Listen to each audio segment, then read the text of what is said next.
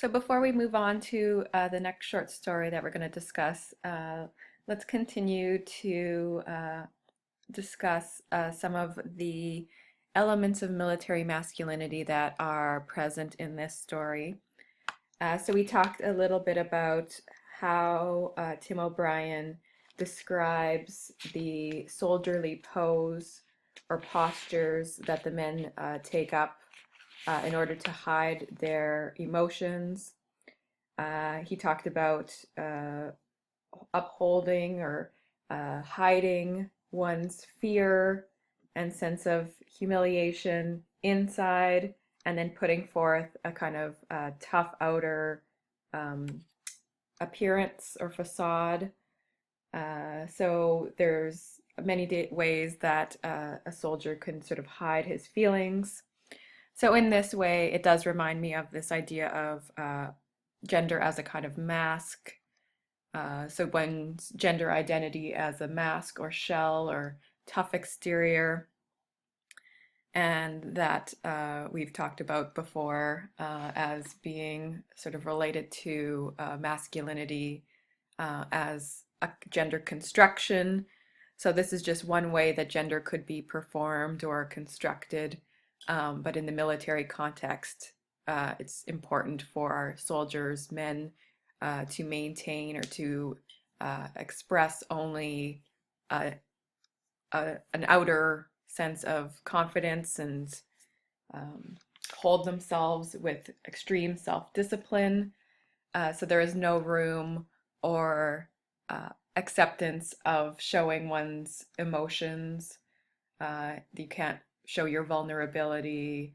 And actually, we have a character, Jimmy Cross, who does defy, in some regards, the construction of hegemonic military masculinity and the fact that he does express his emotions.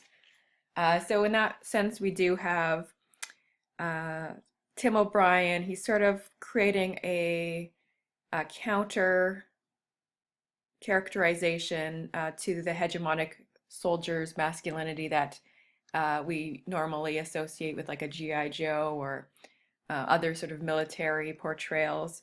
And the fact that Jimmy Cross is so vulnerable and emotional, and he sort of defies our expectations of hegemonic masculinity because he is a soldier who outwardly shows his emotions, and he's not perfect, right? He makes mistakes and blames himself for Ted Lavender's death. So this is a vulnerable man, and he cries and shows emotions. But it's at the end of the short story where he has to give up that part of himself, the what I guess would be his naivety or his almost like his feminine qualities, his emotions, um, his love for Martha. So everything, all of his emotional qualities that make him a sort of sympathetic character, he has to give those up in order to perform his duty as the first lieutenant. So, in this sense, we do have Tim O'Brien sort of associating military masculinity with a kind of anti-femininity. Um, so the masculinity that Jimmy Cross has to perform uh, is a negation, or it's opposition to anything that's considered feminine. So it's kind of a sacrifice that Jimmy Cross makes when he burns the photos of Martha. He's giving up all of his qualities that are considered too sensitive or too emotional. Um, so the part of him that is associated with femininity is sacrificed, burned up, destroyed in this act as well. And he has to take up this very stern, macho, even authority at the end of the short story. War, we've also sort of could see war being shown to be a kind of proving ground for these men to prove their masculinity. So that's part of the pose that they take on, the fact that they have to hide their fear, their sense of um, that their masculinity is somehow tied to their reputation on the battlefield. So we have masculinity being performed on and through warfare. So in that regard, we do have war becoming a kind of proving ground or means by which these young men perform their gender. And language is a big part of that as well. So language is used to mask their fears. Language is also used to police gender in this environment. So in this, what we would call a homosocial environment, right? It's because these are all men, so same-sex relationship.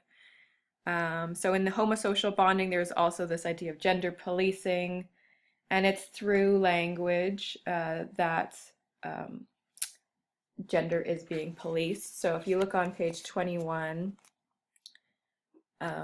we have the quotation where it says, "By and large, they carried these things inside, maintaining the masks of composure. They sneered at sick call. They spoke bitterly about guys who had found release by shooting off their toes or fingers. Pussies, they say, candy asses. It was fierce, mocking talk with only a trace of envy or awe. But even so, the image played out itself behind their eyes." So the use of language like calling somebody a pussy or a candy ass, this would be an example of gender policing. And it would be a way of also sort of, those terms are derogatory and homophobic and sort of misogynistic as well. So masculinity is built up by sort of degrading the other person, the other, in this case, a woman or a gay man. So there is sort of underlying gender policing going on as well. And other elements that you could think about in terms of masculinity, we have a sense of, we don't quite have trauma yet, but there could be how Jimmy Cross reacts to Ted Lavender's death. It's sort of a changing or transitional moment for him. We do have Jimmy Cross displaying duality and conflict with his masculine identity. So there is that part of gender identity being displayed as well. And the military structure is evident as well. So his position as a leader of these men also sort of creates another set of obligations related to his gender identity. So the higher you are in the military hierarchy, it seems as if there's even more burden on your shoulders to maintain a kind of toughness and authority. The homosocial bonding between men is also interesting. So you do have bonds growing between individuals, and these will be more evident as we read other stories in this collection. But we'll see how gender is sort of enacted and how one's reputation is only important in the sense that they're looking for sort of the approval of other men in how they perform their gender identity.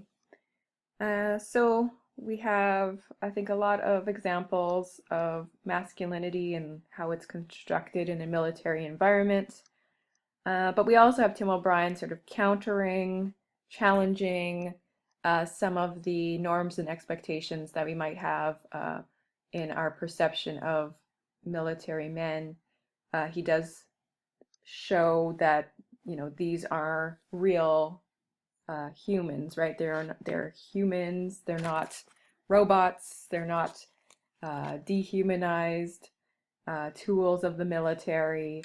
They're not just violent. They're also vulnerable.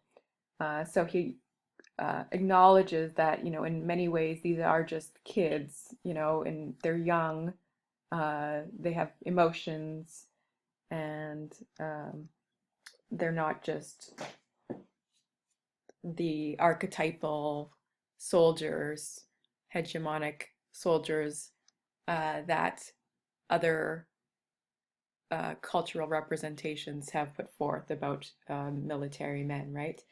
So it's not a G.I. Joe. Jimmy Cross kind of is not that hard, unfeeling, stoic soldier. He is a young man who is conflicted, who has to sacrifice a part of himself in order to perform his duty. And we feel sad for him, I think, by the end of the story, because he does have to give up a part of himself in order to perform his role as the lieutenant. And what he gives up is his vulnerability, his emotions, and the part of himself that kind of dies along with Ted Lavender. So we see this element of sacrifice in terms of how Tim O'Brien is representing masculinity. So we feel sorry for them. Okay, so that's all I wanted to talk about in regards to this story. Um, we'll continue on our discussion with another short story.